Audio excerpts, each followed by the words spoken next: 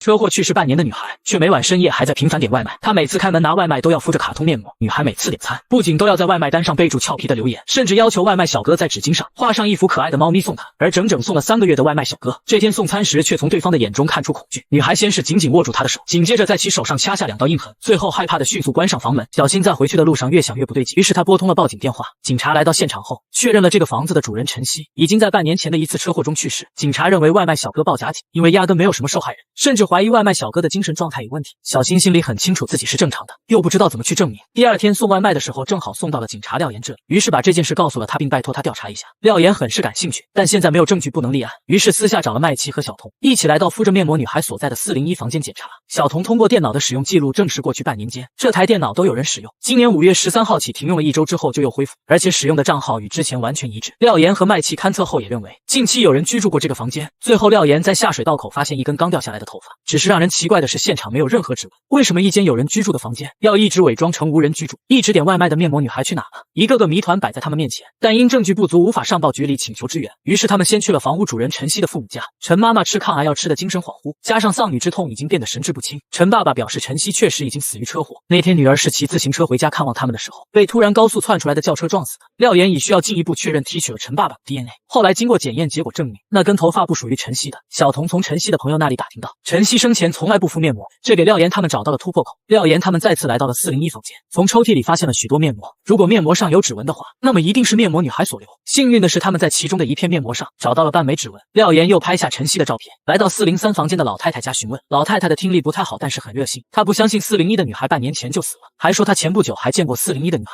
当时老太太外出回家，因为低血糖差点晕倒，还是那个女孩给她嘴里塞了一块糖，算是救了她一命。廖岩拿出手机给她看，是这个女孩吗？老太太说那天女孩戴着口罩不太确定。而后小童又来到隔壁402房间询问，男人说前天晚上他确实看到了外卖小哥。后来警察也赶了过来，没多久他们都离开了。那晚男人一夜没睡，生怕隔壁闹鼓，但一夜过去并没有听到什么声音。麦琪在窗户处观察周围环境的过程中，发现对面居民楼5楼有个男生在拍小视频，背景正好能拍到401窗户这边，于是他立马前往对方的楼栋。只见他先是掏出包包的工作证件，紧接着用手故意遮挡顾问的职位，随后敲响老六的房门。你好。你好，警察。警察？就在梁麦琪向其索要视频时，老六立马一再强调自己拍摄的视频不仅内容积极向上特别健康，而且满满正能量，没有任何脏字。无奈梁麦琪只好微笑的说明，警察绝对不查内容，保护用户的隐私，甚至拿出手机就要关注对方。果然老六瞬间露出憨憨的傻笑，同时梁麦琪成功拿到视频。然而小视频的内容直接令警方目瞪口呆，原来这小子不仅沉迷于拍摄小视频，而且每天都需要发布几十条。警方从近3个月内上千条的视频发现，面膜女孩仅仅在白天出现3次，那也就证明了她非常的警觉。警花通过放大视频的细节，只见背景中陈曦的房间竟然有一名男人拉上窗帘，而录制时间正是外卖小哥报案当晚。至此也就是说面膜女孩的确出事。于是3人组立马上报队长。警花根据视频中模糊的面膜女孩身影以及面膜上面的半枚指纹，查到能够符合条件的人是一位名叫于冷冷的女孩。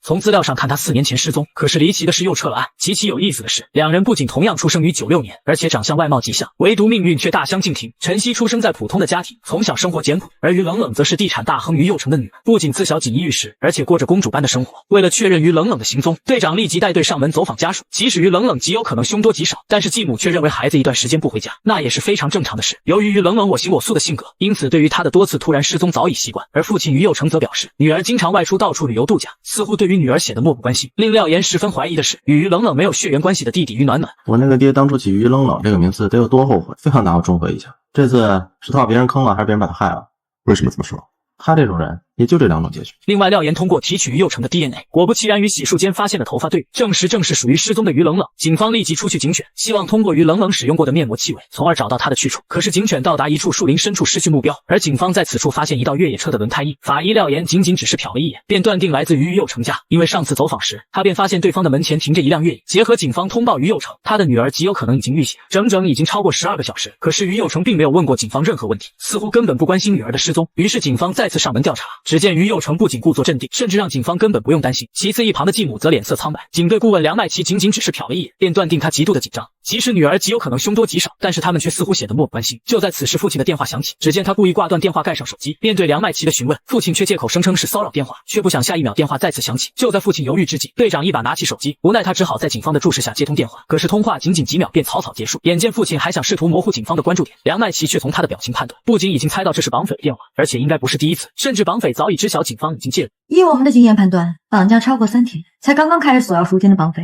目的一般不光是为了钱。闻听此言的父亲彻底破防，他再三的确认警方可以帮助自己，从而救回自己的女儿。过后说出事情，原来就在昨晚警方离开后半个小时，父亲于佑成便接到绑匪的勒索电话，要他准备300万的现金，否则就杀了他的女儿于冷冷。极其有意思的是，明明绑匪不仅已经整整绑架3天，而且不声不响也不要钱，可是就在警方介入半个小时过后，忽然声明绑架开始索要赎金，也就是说完全的不合理。可是仅仅过去1晚，绑匪便将赎金提升到500万。幸好于佑成是个极其谨慎的生意人，而警花通过监听他的电话录音，竟然意外的发现绑匪的2次通话居然使用的是2种不同的变声软件。可惜对方不仅使用的是网络电话，而且通话的时间过短，因此警花根本无法追踪对方的位置。结合电话录音出现女儿于冷冷的声音，于是梁麦琪立即询问父亲于佑成。虽说女儿的声音因为变声软件的原因导致显得十分的不真实，但是于佑成却认为确实是他的女儿。他主动请求梁麦琪的帮助，因为害怕与绑匪交涉的过程中说错话，从而导致最终害死了女儿。可是梁麦琪却告诉他，就像平时做生意一样和绑匪进行谈判。闻听此言的于佑成瞬间失控，因为他根本无法拿女儿的命当作筹码。梁麦琪从绑架到索要赎金的方式推断，绑匪在完成交易的同时极有可能撕票，也就是说这不是一起普通的绑架案，因此只有加倍赎金拖延，绑匪才会留住于冷冷的命来换钱，从而才能给警方争取时间救出女儿。就在此时，绑匪打来电话，果然于佑成按照梁麦琪的指示，不仅提出双倍的赎金，而且必须保证女儿的性命安全。然而他刚刚说完，绑匪便挂断了电话。可是奇怪的是，刚刚挂断电话的于佑成再次接到绑匪的电话，对方声称可以保证女儿的安全。于佑成强调需要8个小时的时间准备，显然绑匪答应了于佑成的要求，但是不再继续啰嗦，直接挂断电话。然而由于2次的通话时间太短，警花依旧没有定位到绑匪的位置。至此截止目前可以确定，至少绑匪还是爱钱的，而警方可以利用这8个小时，用尽各种技术手段寻找绑匪的位置。为了满足绑匪2倍的赎金，也就是说整整1000万的现金，于佑成立即交代继母取钱。但是没有想到的是，他刚在警员的陪同下出发，于佑成第3次接到绑匪的电话。可是奇怪的是，绑匪不仅要求立马准备现金，而且将钱放在拉杆箱内，1个小时后出门到朝北公园，甚至要求就他一个人。闻听此言的法医廖岩顿感不对，显然1000万的现金足足有100公斤重，就算是大号行李箱至少需要2个，可是绑匪却要求于佑成一个人前往，也就是说这是根本不可能做到的事情。警花推断绑匪根本没有常识，压根不知道1000万现金有多重。结合绑匪使用2种不同的变声软件，法医廖岩推断还有一种可能，那么便是存在2伙完全不相干的绑匪。警花立即分析通话的声谱，证实与第1次的绑匪相同，而对方刚好索要的赎金就是300万，恰巧的是正好可以放进一个行李箱。至此那也就意味着，或许2伙绑匪根本不知道彼此的存在，所以才会出现1号绑匪突然提出提前交易的要求。万万没有想到的是，这起绑架案不仅历经波折，而且扑朔迷离，绑匪更是令警方目瞪口呆。就在案情陷入僵局时，警花通过调查富商于佑成名下的汽车，竟然意外地发现半年前其中一辆汽车竟然低价出售，而原因正是交通肇事，最终造成一名15岁的男孩惨死。十分蹊跷的是，肇事人却是于佑成的司机，并且目前正在服刑中。闻听此言的警队顾问梁麦琪，他立马找上于佑成劝说，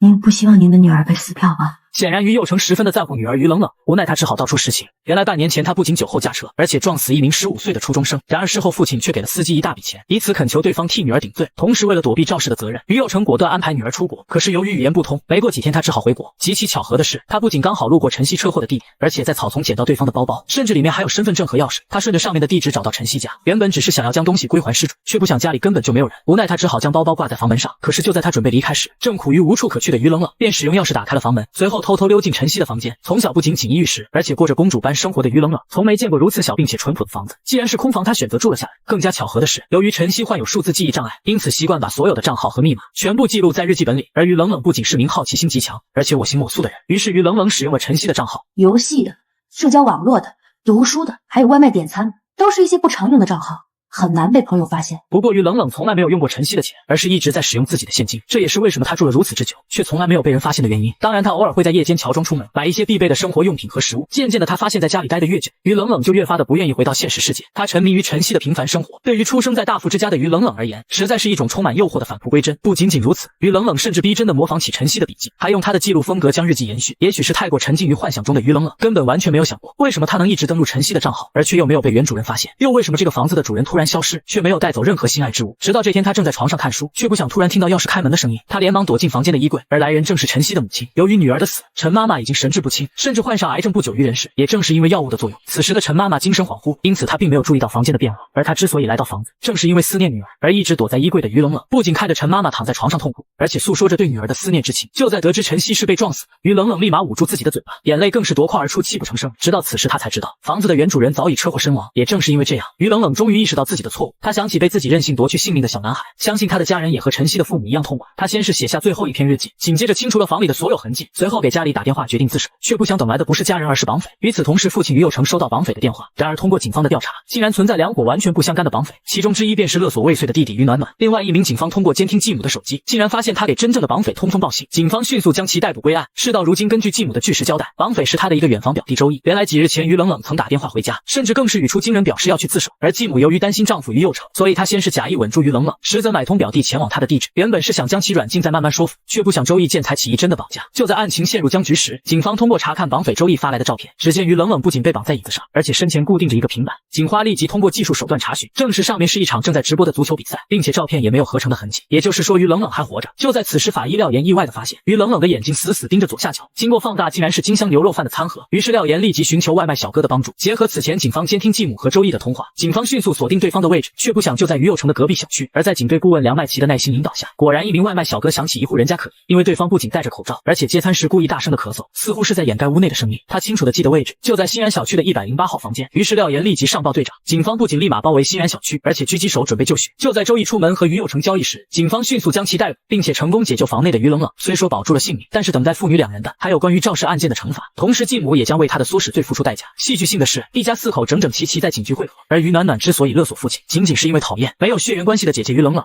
我们家一家4口都这样。